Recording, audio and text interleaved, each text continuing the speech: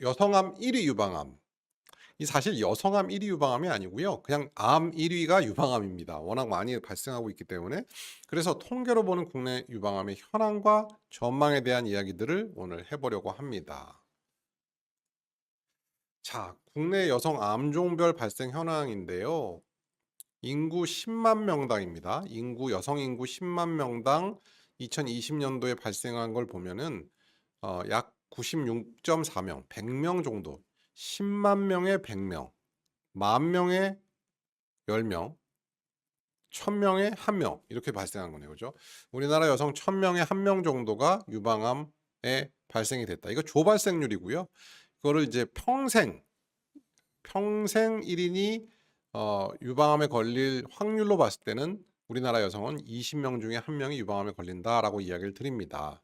그다음으로 갑상선암인데 사실 갑상선암은 암이라고 얘기하기는 조금 너무 좋은 암이기 때문에 빼버리면 유방암 다음엔 대장암, 그다음에 폐암, 위암 순으로 이야기할 수 있습니다. 그래서 우리나라 사람들한테 워낙 흔한 위암과 대장암은 내시경하면 조기 진단이 충분히 가능하거든요. 그래서 내시경은 1-2년에 한 번 정도, 2년에 한 번 무조건 하시고, 그다음에 대장암은 5년에 한 번. 그리고 이상이 있었다면 제가 말씀드린 게 아니라 정기적으로 의사의 권유에 따라서 검사를 하시면 되겠고요. 대장암 검진은 50세 이상의 경우에 우리나라에서는 공짜로 해주는 검사는 분별 자멸 검사, 변에서 피가 있는지를 보는 검사인데 저는 이걸로는 부족하다고 생각합니다. 그래서 대장 내시경을 5년에 한 번씩 꼭 하시기를 권장드리겠습니다. 위는 40살이 넘으면 최소한 2년에 한 번씩은 꼭 검진을 하셔야 되고요.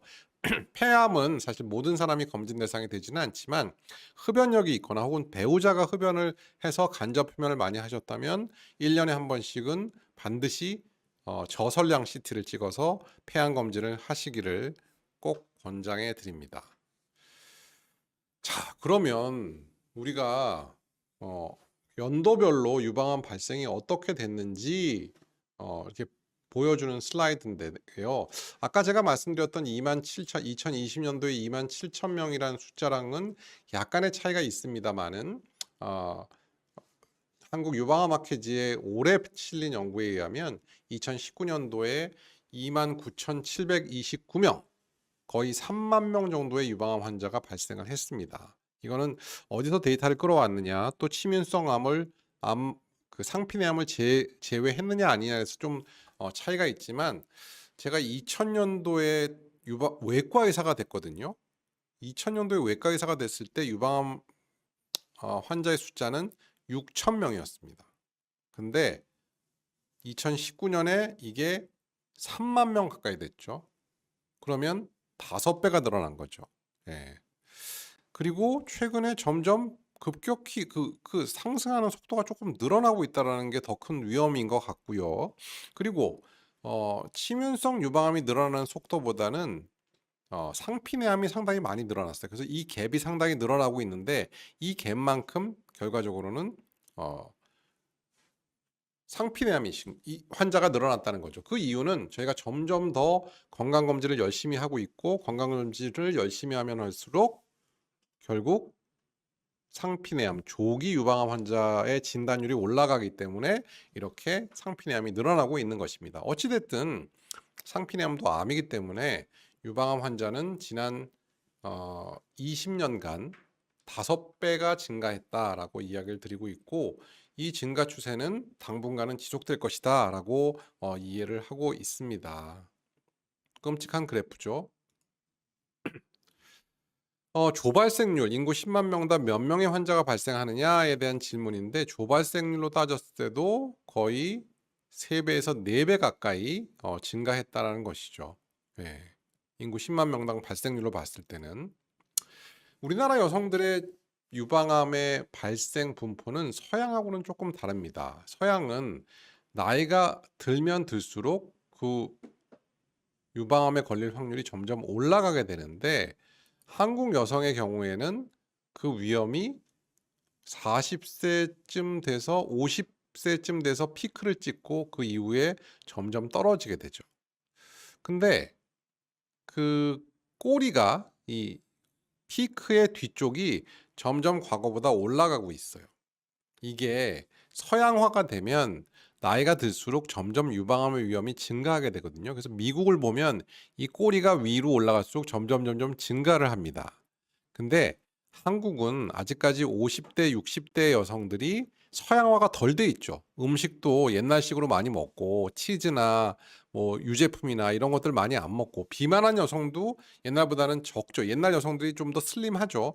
최근에 젊은 여성들의 비만도가 점점 올라가고 있는데 이런 비만한 여성들이 많아질수록 또 술 많이 먹죠. 또 초경도 빨라졌죠. 이렇게 아이를 또 안 낳고 있죠. 그런 것들이 결과적으로는 유방암의 위험을 증가시켜서 결과적으로 이 나이를 먹을수록 유방암은 점점 증가하게 된다라고 이해를 하시면 됩니다. 어떤 분들은 이 그래프를 보고 50세가 넘으면 폐경이 되면은 유방암에 안 걸리는 거 아니에요라고 질문하시는 분들이 계신데 전혀 그렇지가 않고요. 이거는 현재 50세인 여성, 60세인 여성, 70세인 여성을 이렇게 쭉 봤을 때 암에 걸릴 분포를 이야기한 것이고 한 개인으로 봤을 때는 나이를 먹으면 먹을수록 나이가 들면 들수록 유방암의 위험은 점점 올라간다라는 것을 잘 기억해 두시고 절대 폐경이 되면 유방암의 위험이 떨어지는 게 아니라는 것을 잘 기억하시면 좋겠습니다. 꼭 기억해 주세요. 희망이 여러분들은. 그래서 우리나라 이제 연령대가 어떻게 돼 가고 있냐. 이게 이제 우리 현재로서는 이렇게 떨어지고 있지만 점점점 그 나이 든 여성의 유방암이 증가하고 있다는 게 바로 이걸 보면 알 수 있는데요.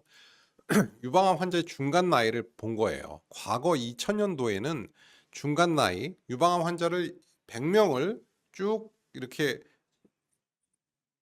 줄을 세워 놓고 50번째에 있는 나이별로 줄을 세워 놓고 50번째에 있는 사람을 뺐을 때 그 사람의 나이가 얼마인가가 중간 나이인데 그때는 47세였죠. 그죠? 근데 2019년이 되면서 53세로 점점 중간 나이가 올라가고 있어요. 무슨 뜻이냐? 결과적으로 젊은 여성의 유방암도 많긴 하지만 나이 든 여성 60대, 70대 여성의 유방암이 점점 증가한다는 그런 뜻인 거죠. 예. 그래서 여러분들 폐경이 되면 유방암의 위험이 줄어듭니다라는 말은 절대 옳은 말이 아니다라는 말을 다시 한번 해드리고 싶습니다.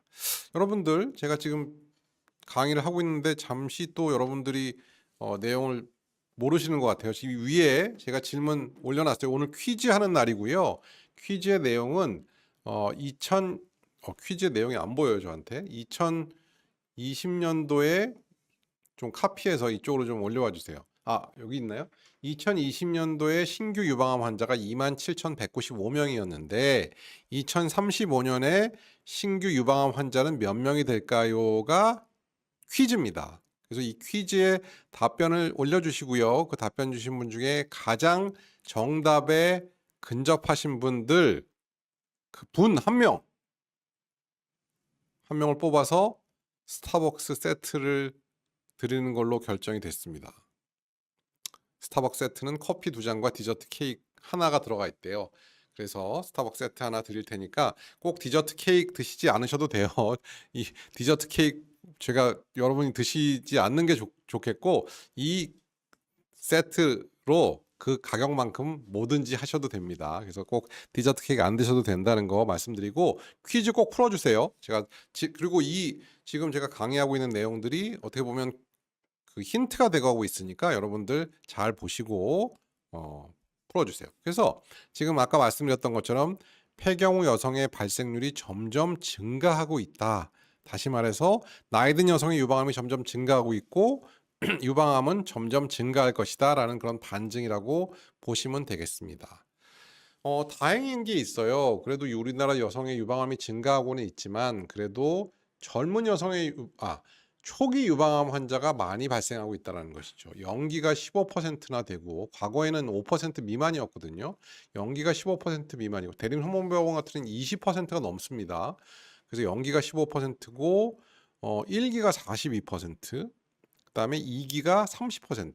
그래서 연기 1기, 2기를 다 합치면 산수를 해야 되는데 72%, 80, 90%, 90%가 2기 미만이라는 것이 조기 유방암이라는 것이죠. 그래서 3기 이상의 진행된 유방암은 사실 요즘 극히 드물긴 하지만 10% 미만으로 발생하고는 있지만 그래도 여전히 발생하고 있기 때문에 주의를 요한다라고 말씀을 드립니다. 그래서 상당수는 초기 유방암 환자가 많다는 것이죠.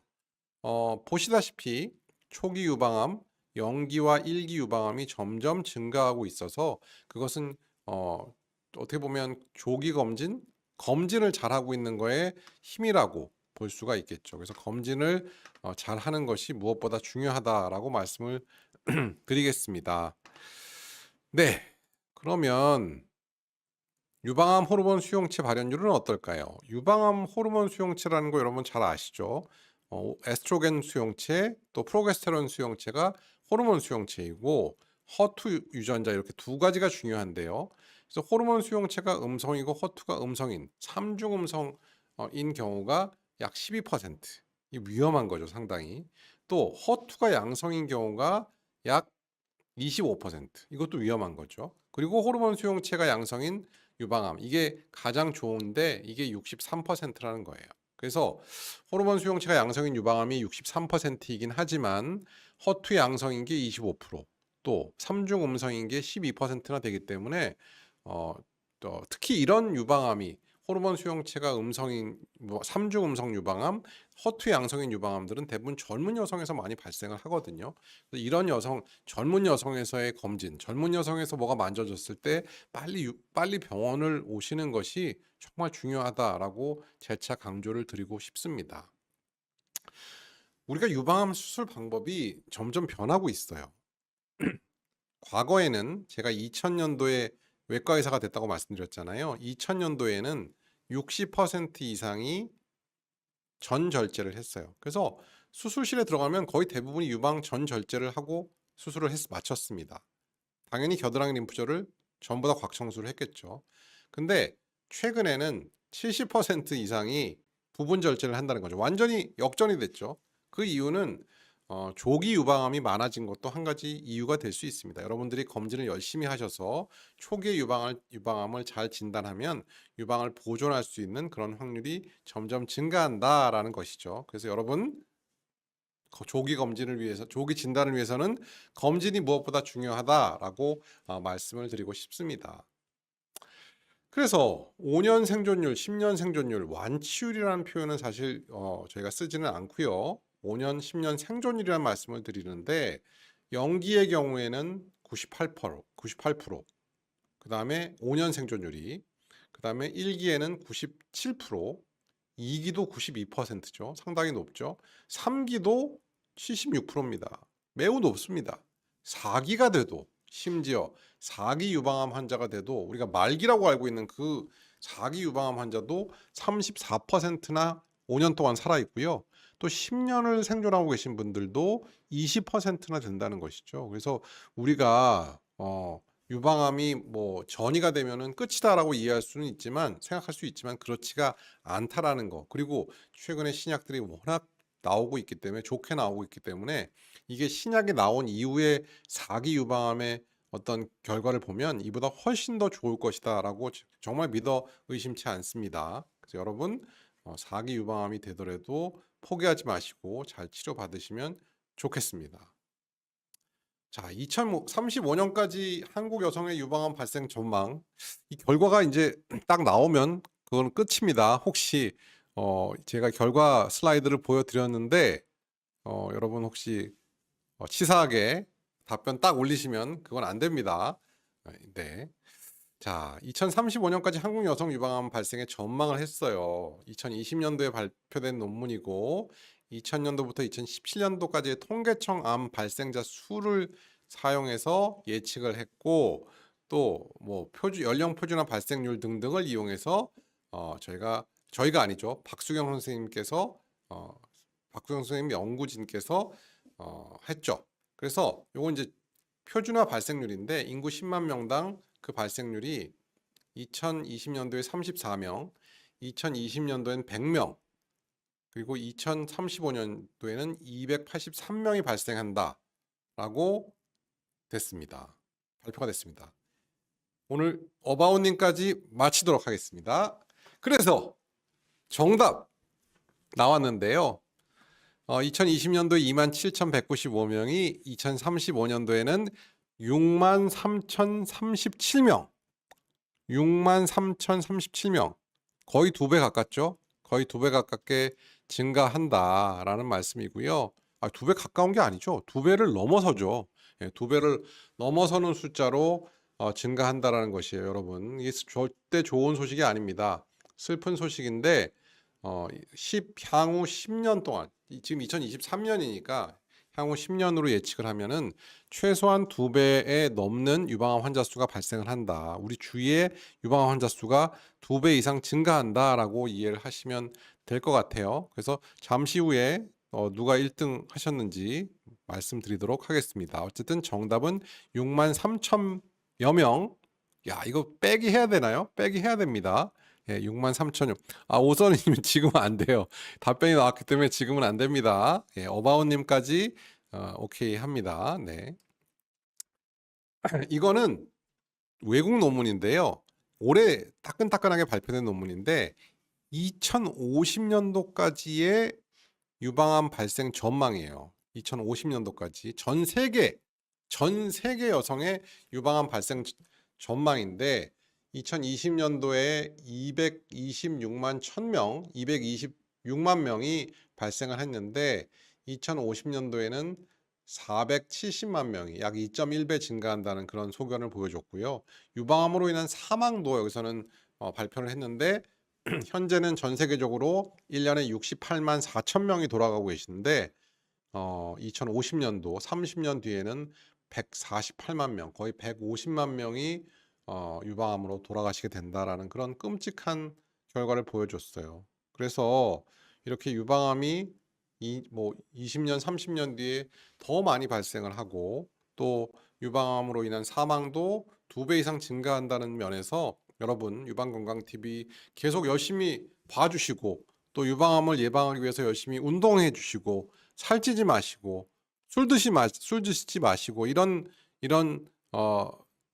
말씀을 좀 잘 따라주시면 이 위험을, 저는 이 예측치가 틀리길 바라거든요. 이 예측치가 틀리는 그날이 될 때까지 여러분, 우리는 미래를 바꿀 수 있습니다. 여러분들, 희망의 여러분들이 함께 힘을 합치면 우리는 미래를 바꿀 수 있다는 거 꼭 기억하시고, 체중 조절, 그 다음에 운동, 금주, 그 다음에 너무 당을 많이 먹지 말자, 이런 것들을 통해서 저희는 유방암을 예방할 수 있고 미래를 바꿀 수 있다라는 거, 6만 3천 명이 절대 되지 않아야 한다는 거 여러분께 말씀드리면서 이게 이제 제가 드리고 싶은 말이에요. 수정 가능한 대표적인 유방암 위험 요소, 여자로 태어났다는 거, 엄마가 유방암이라는 거, 혹은 유전자에 변이가 있는 안젤리나 졸리, 이거 바꿀 수가 없죠. 하지만 여기 써 있는 것들은 바꿀 수가 있습니다. 비만 바꿀 수 있죠. 물론 어려워요. 술 안 먹을 수 있잖아요. 운동 할 수 있죠. 피임약도 위험합니다. 여성 호르몬제도 많이 먹으면 위험합니다. 또 스트레스 위험하죠. 그래서 수정이 가능한 이런 유방암 위험 요소들을 좀 적극적으로 수정하는 것, 그들 중에서 전 제일 중요한 게 비만과 운동인 것 같아요. 그래서 살 빼고 운동하고 하면 우리의 예측은 틀릴 것이다 라고 말씀을 드리고 싶습니다.